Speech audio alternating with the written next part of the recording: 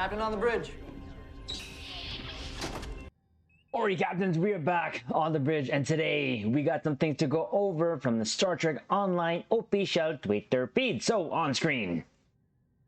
Yes, so, captains, again, we are late again, so my apologies, but we just got done what we needed to do in real life, but here we are on the bridge doing what we love to do. So, what we're going to do is go over the Star Trek Online update, but also some other things from the Twitterverse still regarding Star Trek, and then of course let you captain know that the competition, or giveaways I should say, is still ongoing for the Fleet Week stuff that was given to us by Cryptic, but also our 1000k giveaway. So here we go. The Discovery Uneasy Allies lockbox brings with it the Courier Pilot Raider, Kawat Milat Sword, and more to Xbox and PlayStation on November 1st. So captains, we know that this is coming already. We already covered it on the PC bridge, but just in case, captains, you are new here and you're just waiting for news for the console bridge, here we are, because yes, we do also have our own account on the console bridge. So PS4 to be exact. Now, this was something, again, like I mentioned before, something we went over, and a box that we were just not necessarily excited for. But that is just our 2 ECs, and captains, this is something for you. Of course, this will be available to you. Now, I still have some things to pick up from this, but we'll kind of quickly go over that. I will link the video for it, but we'll just kind of go over this a little bit. So, Discovery Uneasy Allies lockbox. Again, it's going to be coming to the Xbox and PlayStation November 1st. So, to go over here, the core ideals of Starfleet are timeless. The scientific method and the pursuit of truth are almost identical, and the ingredients of a Starfleet officer exist in every life form able to master space travel. Even in a distant future where the Federation has degenerated into a rump state barely able to patrol its own space, these principles are still unreduced. Approaching the unknown with open arms is the right and duty of all sentients. And even should every last outpost fall, the Federation can be confident in its best days are always to come. It is an idea that emerges from the pursuit of science and security, and even species who never encounter each other coverage around the principles at the heart of Starfleet. Ready to become fast friends and unlikely allies. Star Trek was born in the Cold War of a dream of a unified future, but it could just as easily have emerged in different times, among different people facing different crises, wherever the cooperation of sentient beings gets more done than the way they would alone, wherever they value life. Freedom and truth, the premise of Star Trek, is there as the scientific method builds a body of scientific truth. Open hearts and open minds working in concert build a body of historical and personal truth. We can do more, be more together. I actually do love that. This is why I decided to read this, even though I messed that up in the middle there. My apologies, captains, but I totally dig this. I love the lore. I have to put it, it's not even lore. This is how Star Trek is, and this is what we want Star Trek to be. And this is why I love Star Trek and why most of us do. So keep going here. The Lobi Consortium proudly endorses the idea of rational, self-interested actors, consistent barter mechanisms across cultural boundaries, and of course, conspiracies of convenience.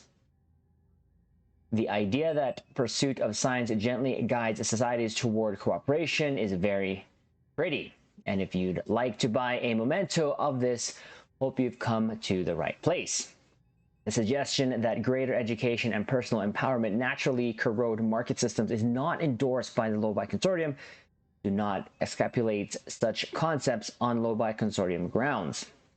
The Lobi Consortium considers the Federation to be a form of labor union, and membership is forbidden to Consortium employees.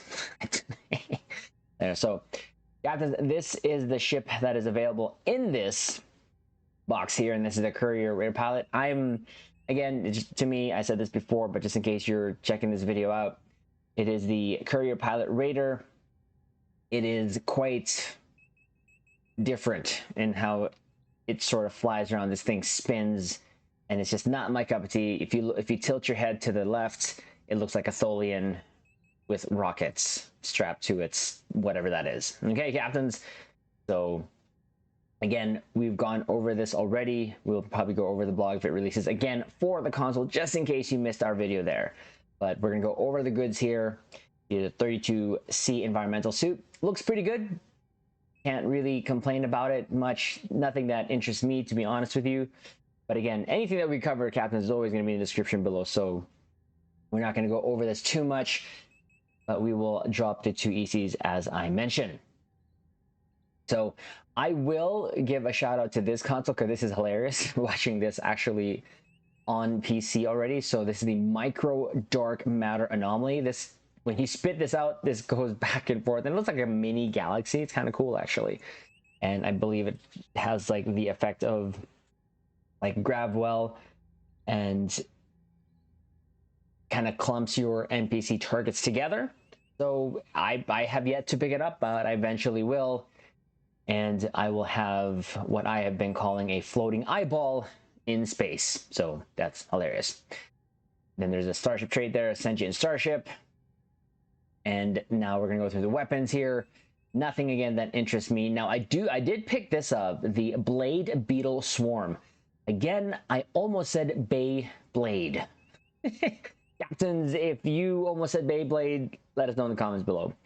But I think I've seen some captains use this, and it looks pretty fun. Something I've just yet to use yet. But now this, the sword, is something that I have yet to get, but we will be getting eventually when there's a better low-buy sale. I would personally wait for a 30, maybe 40 if it happens. We have the low buy, but it's going to be pretty cheap. I believe it's going to go down to like 40 low buy or something like that. Yes, it's nice to have, to be honest with you, captains. So there you go. There is that. There are some, of course, duty officers there for you. We'll leave this, of course, link so you captains can go over it here. Again, I will link the whole video that I did on this so that you can hear me go over them. Other than that, this one here, I will, the Rogue Scientist Abroad, I still don't have this, or a board. Periodically activates a random ability among attack pattern Omega 1, photon torpedo spread 1, and emergency power shields 1. Note this is not the firing mode. This is the attack itself, and the ship doesn't have a photon torpedoes equipped. So I thought that was pretty cool. And, you know, I have just yet to try it or get one. But if that's something you'd like to do in terms of make a theme around your build, and just because you have a scientist on board in your roster, they do something weird and completely, you know, different on your ship, it's going to be there for you. Now, the thing here, the independent wing mate, the first hangar pet launch receives massive bonuses to survivability and damage. If it is destroyed, the bonus will be reapplied to the next hammer pet launch. So to those captains who love their pets, that could be a thing for you.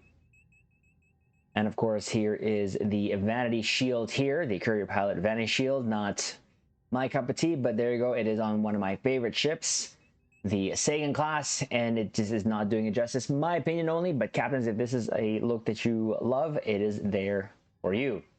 And of course, here is the Kawat Milat sword. I'm going to totally get it when there is a good sale for them. So there you go. Again, thing I'm looking forward to getting still yet is still the sword here on a better low buy sale. That's why I haven't gotten it yet. So there's that, captains. That was all really here. That was on the Star Trek Online official Twitter feeds. Now I will mention something because Kale was on the stream today and he mentioned something. Someone asked him about is Star Trek Online canon. Now, with all the things happening here, I think he mentioned something about the next season that I'm not sure if he said he might be, or we just have to wait and see. We all know, captains, that some of the ships already from Star Trek Online have already come into Star Trek via Picard. And once again, will happen with what? The Odyssey. Yes! The Odyssey, the Enterprise F is canon, captains. You know how excited we are with that. But I wanted to take this opportunity to just talk about it just a little bit because to me, when I play Star Trek Online, I feel like it's already just an alternate timeline regardless. We're just running side by side the main timeline. We're just different. We're just a different timeline, a branch of. And even my alts compared to my main or just any character that I've made is also just a different character on their own. So that's just kind of how I treat it. To me, in my head canon, for us here on the bridge, Star Trek Online is already canon, and nothing anyone could say is going to change it differently. And you know, a fellow captain at Gaming Federation mentioned it was approved, licensed by Paramount CBS.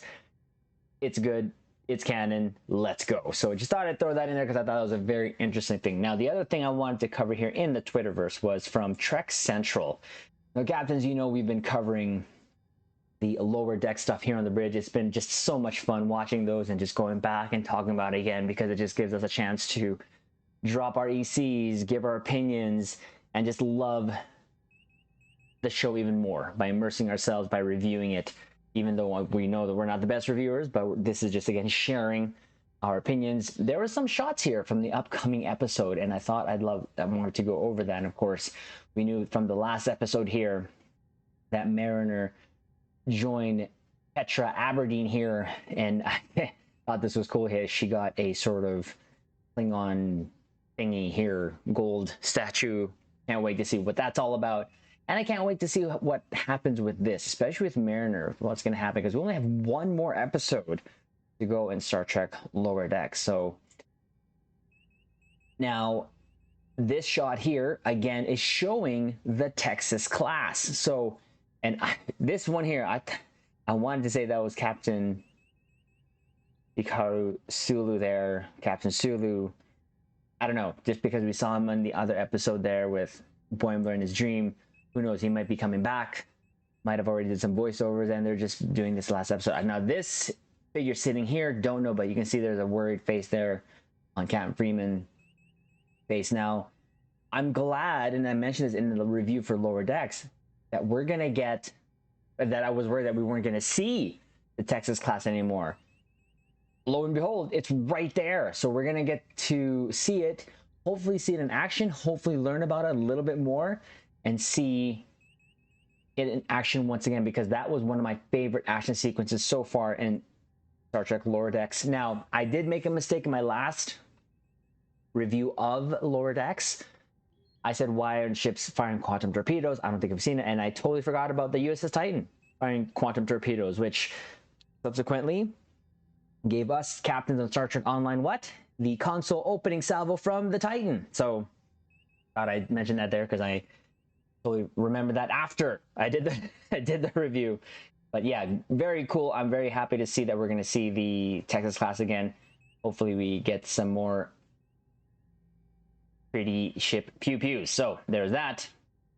And again, here another shot of the Texas class there. I'm wondering what's going to happen there. If they're going to be going on the ship possibly, or they get to just, you know, give us a little bit more background on it and why it came to be, why it's, you know, since it got declassified, if they're just learning about it and what its role is going to be. Maybe they're worried that it's going to take over the California class's role in terms of certain things here and there. Who knows? But I thought it would be fun to kind of just go over that since we're here on the bridge anyways. But the season finale is going to be this week, and it's going to be called The Stars at Night. Looking so forward to that. Now, there's some other images here, of course, I wanted to go over. Now, I have not watched Star Trek Prodigy, but of course, I think I did mention this, that there was the return of Captain Jellicoe. But looking at this bridge shot again, at this bridge view screen, I love it. Love seeing it. It looks so cool. It visually ties it to Discovery, but kind of almost in the wrong ways, because this is in the present, so quote unquote present. And of course, anything that has been for the Discovery is in the past, you know, pre-TOS, but you know, it looks sort of cohesive now with, you know, seeing it here in this timeline. But you know, great shot there. Just wanted to go over that and just say that that was cool. Again, I have not been covering it. I know that there was a game that was released for Star Trek Prodigy. There's another shot of there, and I do hope that the Protostar does make it into Star Trek Online, but it sounds like there's a lot of sort of red tape, yellow tape that they have to cross over there and such like that. Now, and we're not going to cover or go over that. But this I thought, look at that. That Admiral Janeway and Chakotay, and look at the look that they're giving Admiral Janeway looking at him. Now, I do know that Admiral Janeway, I believe in Prodigy, was looking for Chakotay because he was on that Protostar ship. So we get to see that. For those captains who are watching Prodigy, you're going to see this happen. And maybe we'll just watch it, just clips here and there to kind of see how that works out. And again, I hope we get to see stuff from Prodigy, like I said, in Star Trek Online, because that would be, I think, really cool. Because, and then you have a shot here, again, we'll just kind of go over this in terms of the Protostar. It's not like the saucer, I wish it was a different shape. It feels like it's smaller than the body, but I do like the nacelles. It does have some good clean shots of it flying, and I do like that. But from this top view, I don't know. We'd have to see if it does happen. If it does come to Star Trek Online, that would be great. But it seems like there's going to be a lot of tape to cross. So there you go, captains. There is that. Just thought I'd cover and go over that because I thought that those were really cool images there. So big, huge shout out to Trek Central for always posting these. And I can't wait for Star Trek Lower Decks. Now, last thing, captains, we'll do here before getting off the bridge, just to remind you, we still have the giveaways happening here. And as you can see here, the Elite Service Pack, the Federation Responder Bundle, the 10th Anniversary Legendary Bundle, all for PC, PS4, and Xbox. This will be drawn here on October 31st. That's when the competition ends. So I will again link the video where you can go into these individual ones and enter. All you got to do is follow us on Twitter, follow us on Twitch, and subscribe here to the YouTube Bridge for your possible 25 entries to the giveaways. But that also includes our 1K giveaway for YouTube and Twitch, which is only PC, but it's for a T6 ship coupon upgrade. So there you go, captains. So thought we'd just cover that. So again, captains, like the video, comment below, subscribe to the YouTube Bridge, and we'll leave it on this note. Live long and prosper.